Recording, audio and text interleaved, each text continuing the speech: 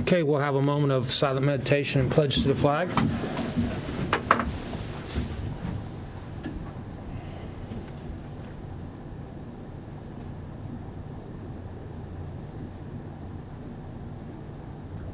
Thank you. I pledge allegiance to the flag of the United States of America and to the republic for which it stands, one nation, under God, indivisible, with liberty and justice for all.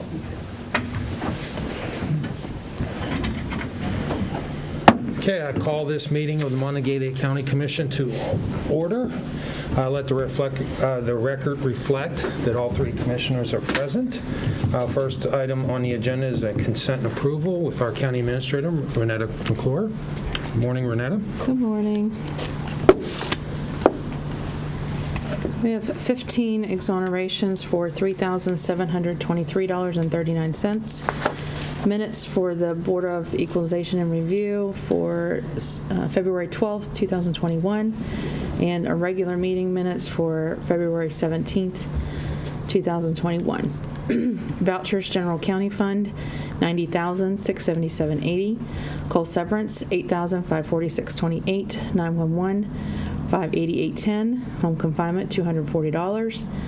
Chestnut Ridge Park, $4,092.14. Mason-Dixon Park, $481.55. Recreation levy, $876.82. Reallocated coal, $30,000. Assessor's valuation, $1,329.28. Payroll, $908,399.40. Purchasing card vouchers, General County Fund, $20,409.59. Magistrate Court, $50.20. 911, $5,439.85. Home confinement, $6,696.85. Chestnut Ridge Park, $35.98. Mason-Dixon Park, $41.25. Assessor's valuation, $95.45. For a voucher total of $1,078,054. Position vacancies for boards and authorities are located on our website, and we have fiduciary orders for February 24th, 2021. Move for approval. Have a second? Second. All those in favor say aye. Aye. Okay. Consent agenda is approved. Next item on the agenda is the introduction of new employees and personnel changes.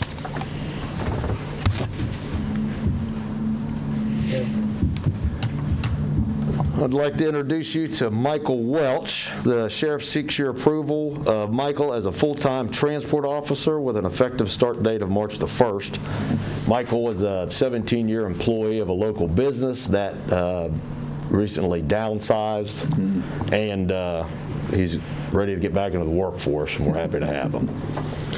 Move for approval. Second. All those in favor say aye. Aye. Welcome to the county. Thank you for considering us. Welcome aboard. Yeah. Hey, we hate to take half your audience, but That's quite all right. 3, 4. That's right. It is 50%. Okay, do we have any other new employees or personnel changes? Okay. Comments from the public? They just left. Doesn't look like we have anybody here. Comments from the public, so we'll close the public comment session. Colleen Kuhn, grants.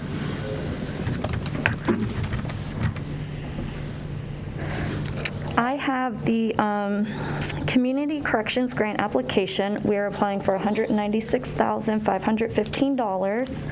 And in addition to signing the application, you need to sign the Memorandum of Understanding between the local Community Criminal Justice Board, an independent contractor agreement between us and RDVIC, the standard conditions and assurances, and the special conditions and assurances. Move for approval. So seconded. All those in favor say aye. Aye.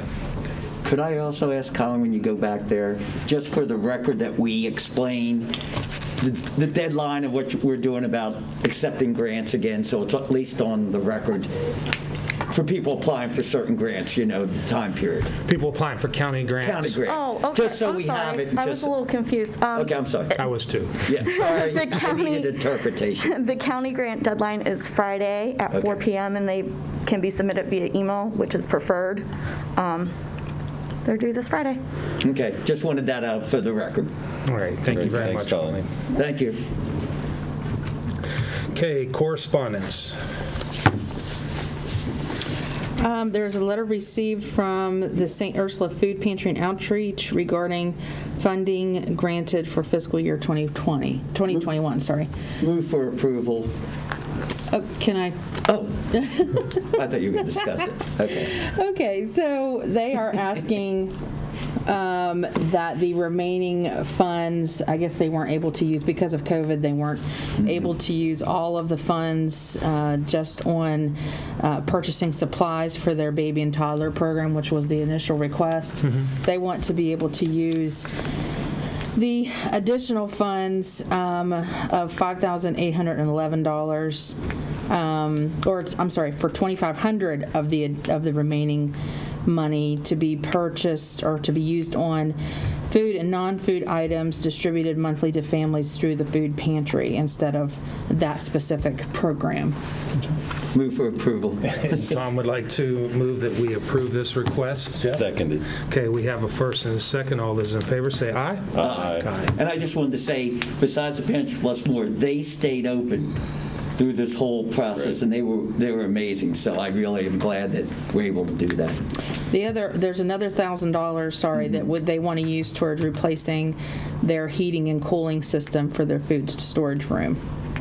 So there's that as well. $1,000. But you're approving it, the request as read into the record. Yes. Correct. As everything. I'm assuming they're not replacing their system for $1,000. They're putting that towards that. No, of course I If they are, we'd like the name of their HVAC Yes, exactly.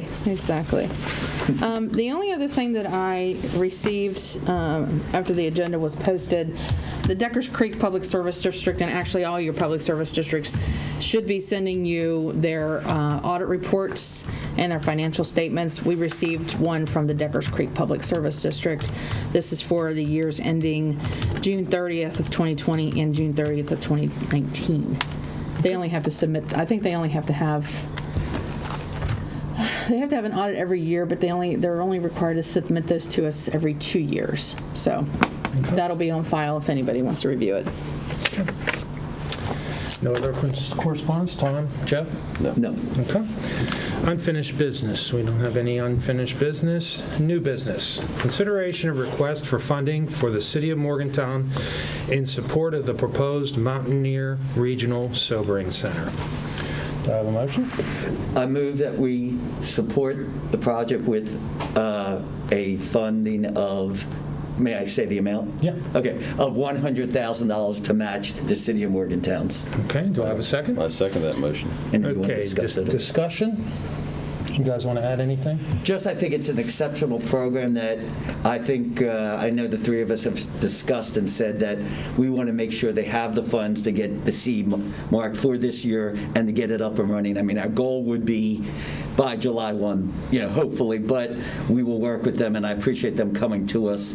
And I want to give a lot of credit to Emily Mazzarelli, who really put this plan together, and I thank her for working with us. And technically, this funding is for fiscal year '22, because that's where they plan to start operations, but it'll be aggressive if they're in place by July 1. But this allows them, having the commitments allows them the ability to start posting for a director and doing all those things. So we had a work session last week, and they were reading as we were going through this.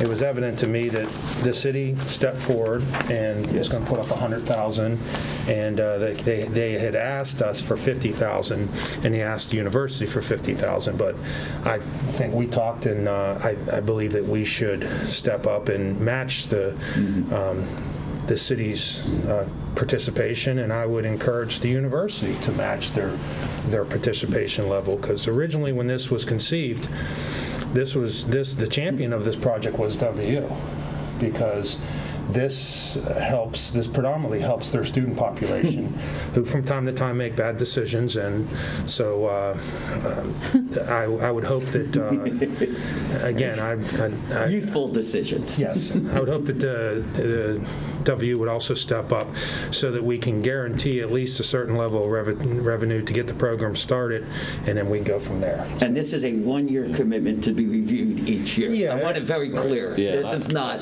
We discussed that we were stepping up more than they asked because Right. the seed money, I think, is important to get it started right. You don't want them scrapping just to get open. So I think us coming in strong with $100,000 is a great way to help that program get off their feet. And So am I understanding that this is just should I send a letter of commitment to the city of Morgantown on the amount, and it's not to be drawn until July? Is that what I'm understanding? Well, the motion is to approve the commitment of $100,000 to this project. We can verify that, but this budget is, I mean, the project's meant to start in July. So I don't know if that's immaterial, whether they can draw from it this year or next year, but we should clarify that. But we can at least notify the city of our intent, our commitment, and then we can clarify when they may need to do that for budget reasons, where we can put it in, which calendar year we need to put it in. So we can follow up with them. I can follow up with Emily on that, but we can clarify that at some later date. But for now, we're committing to $100,000 for this project, and we'll get clarity as far as the year. But I believe it's really for fiscal year '22. Okay, so I That's don't the have any intent. action items until you. right. Correct. Okay. Right. All right. Yeah, it's more important that we're on the Intent. record as committing to $100,000. Okay, so we have a first and a second. All those in favor say aye. Aye. Motion passes unanimously. I actually have a request that came in from Glenn Adrian Monday after the deadline to amend the agenda. He has a requisition for payment. That's number 38 for the Morgantown Industrial Park TIF. The amount of the requisition is $201,250. It's for Morgantown Utility Board in order for them to begin work on some of their infrastructure. They have to have so much of a deposit, and he was hoping that you all would take that up this week, but I told him I couldn't guarantee that. Okay. So I don't know if you feel comfortable approving that or if you want to put on next week's agenda. What is your pleasure? I have no problem approving as long as you stated, as long as it's being used for the purpose, because I think we need to make sure we have that funds available for them. There's $181,250 that will go towards MUB and $20,000 for Adrian Enterprises for project management. I will so move that. Okay. yeah, I feel it's important to keep that Yes. project moving forward. Exactly. And I have no further delay. So if that'll help that, then I second your motion. Okay, so we have a first and a second. All those in favor say aye. Aye. Okay, motion passes unanimously. Any other new business? No. Okay.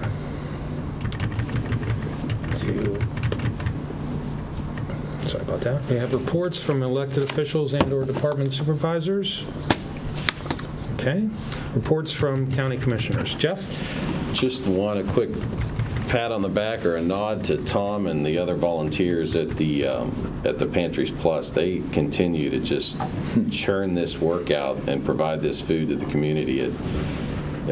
Just countless hours, and it's, I see the posts on Saturday. They're out there in 16-degree weather, freezing their tushes off, and still getting that out for a service and a need that is sorely needed in the county. And I'm just kind of in awe of how that project's working, and just, for lack of a better term, just a tip of the cap to them. And thank you for those continued efforts. Anything else, Jeff? Tom?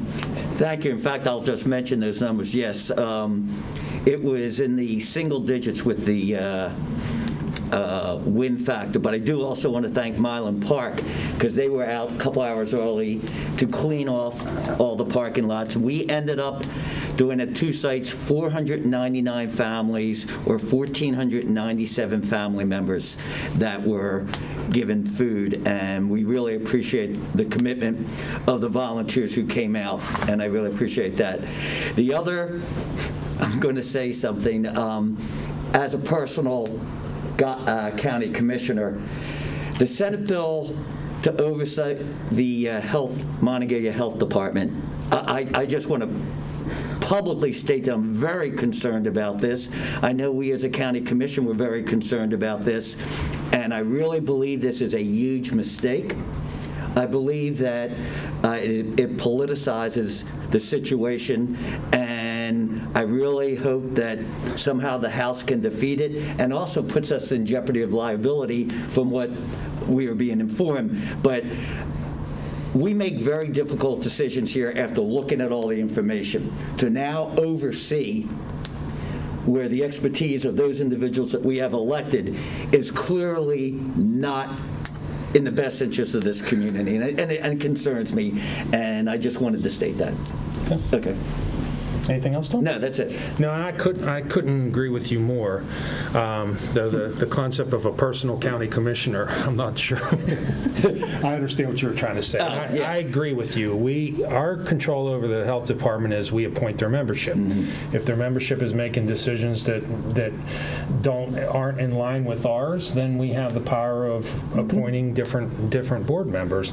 But we certainly, and we have probably the best county commission as far as diversity of skill set, I think, in the state. I mean, we've got every area of the medical, public health, business, and we're led by Dr. Smith, who's not part of the Board of Health, but he is obviously elected by the Board of Health, and works at their behest. So to have us sit as another layer for them to have to make decisions and then have us have to approve those decisions, I don't think that's necessary. And we've been against this since the bill was introduced, and I'm not really sure of the purpose. But I agree that as far as I'm concerned, I'm against it being the representative to the health department. I think it's totally unnecessary. In this county, if it passes, we'll get by because we have that relationship with our health department, but it could be very dangerous in other counties. So I'll leave it at that. Since the last meeting, my meeting schedule, last Thursday, I had Milan Park Foundation board meeting, and then after that, we had Milan Park Executive board meeting. We had our last Board of Equalization and Review, and we adjourned sine die. So February BREs are in the book. Friday, we went to the AceNet facility in Athens, Ohio. They have a large entrepreneurial, because it's just not has to do with food and food processing type of businesses. They also have a whole entrepreneurial business startup set up there, and it's very impressive. They've been doing it for about 30 years, but we are hoping to take some ideas for that for our entrepreneurial kitchen in Milan Park, and we'll talk about that more. Yesterday, I had a meeting at the Extension Building to deal with a few issues. Today's a regular day. Tomorrow, I have an Exit 155 coordination call with Ryan. He's going to give the developers up at the Gateway an update on the what he knows of the Exit 155 status. And then Friday, we have our Mon County Broadband RFP pre-bid meeting. So that's a big step in the procurement process for the broadband comprehensive plan. Lastly, I'd like to thank Emily Mizzarelli for her efforts in championing the Sober Center. Bill Kowecki put it best in our meeting last week when he said more things should be done like this. I mean, we had representatives from the city, we had representatives from our prosecutor's office, the magistrate's office, the sheriff's department, Mecca 911, the circuit court, we had W, and then we had other entities that are part of the project that weren't here, like the health department, W Hospitals, Mon Health. So it really is a neat project, seeing it coming together, and I want to thank Emily for all of her efforts and championing it, and I look forward to where the project goes from there. Having said that, I'll entertain a motion to adjourn. Move to adjourn. Second. First and second. We are adjourned.